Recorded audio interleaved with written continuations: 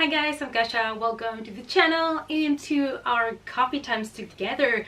Today I'm here to talk to you about some TV shows that are coming in 2020 that sound interesting. So let's discuss new shows coming in 2020. It's coffee time. Obviously the year starts, we get new seasons for shows that we have been following, but we also get sometimes completely new shows. Even though we all know, you know, I know, we don't have time for all of them, but I have put a list of some of the interesting TV shows that are going to be released in 2020 so that we can discuss which ones are we gonna watch, which ones are we more excited about. So let's start. In January 2020, we have Avenue 5, and this is described to be a science fiction comedy show, and it's going to be based on a spaceship that is doing a trip that is supposed to only last 8 weeks, but there is a malfunction on the ship, and they end up kind of stranded, and they realize it's going to take them way longer to get back to Earth. And so they have limited resources, so there is problems, of course. I don't know how to feel about a science fiction comedy. It's not a combination that I particularly enjoy. I still have never watched The Orville, for example, even though that one is more a little bit based on Star Trek. But I thought the show did sound interesting, so I don't know, I might give it a try. Of course, at the end of January 2020, we have Star Trek Picard that is coming here in Europe to Amazon Prime. I believe in the US you have it in CBS All Access as well, and everybody has been expecting this show so much. We're all so happy that Patrick Stewart decided to revisit this character, and this is basically going to be the story of Jean-Luc Picard 20 years after the events of Nemesis. I've seen, you know, the trailer posters and things, and I'm really excited about it. I'm probably not gonna check it yet because I do not have Prime, but it's definitely one of those shows that I really want to watch once I get Prime. On February 2020, we have another Amazon Prime exclusive, and that is Hunters. This one sounded interesting to me because it is based in New York in the 1970s, and it is about people that are hunting Nazis. So I have always been interested in that topic. I believe it's because my parents have always loved movies about it as well, and since living in Germany, obviously you get a lot of the history, so it might be also another show that I would like to check once I get Prime. On April 2020, we have The Walking Dead World Beyond, and this is going to be the second spin-off series that they do based on the Walking Dead franchise, inspired by the comics, by the graphic novels. And basically this is going to be a show based 10 years after the apocalypse in Nebraska, and it's going to be a little bit more kind of like a teenager approach, kind of like a coming of age story, in which we're gonna follow a bunch of teenagers in their survival.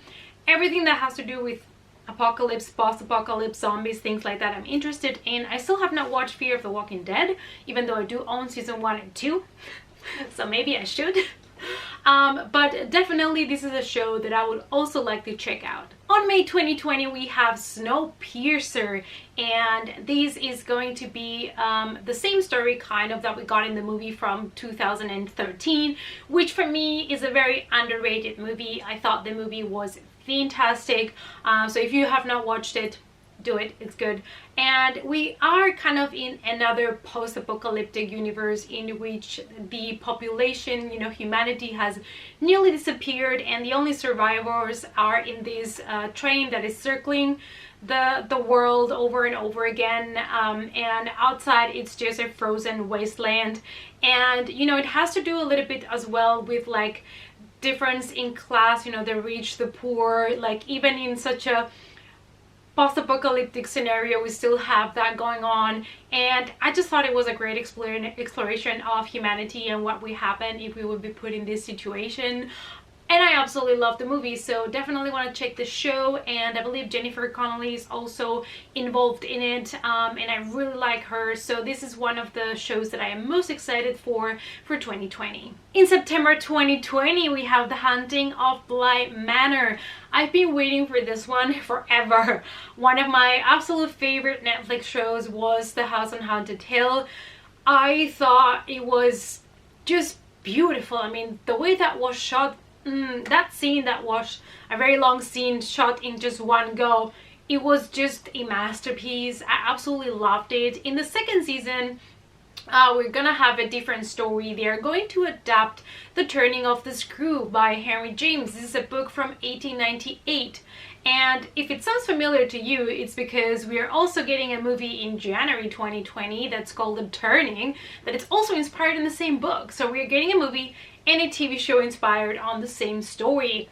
I'm super excited about this one. We still have to wait until September, but I think it's gonna be worth the wait. Now let's quickly mention other shows that still do not have any specific release date. They're still kind of to be announced, but in early 2020 we are supposed to get Stargirl, which is another superhero TV show I am excited about. I cannot wait to watch this one as well.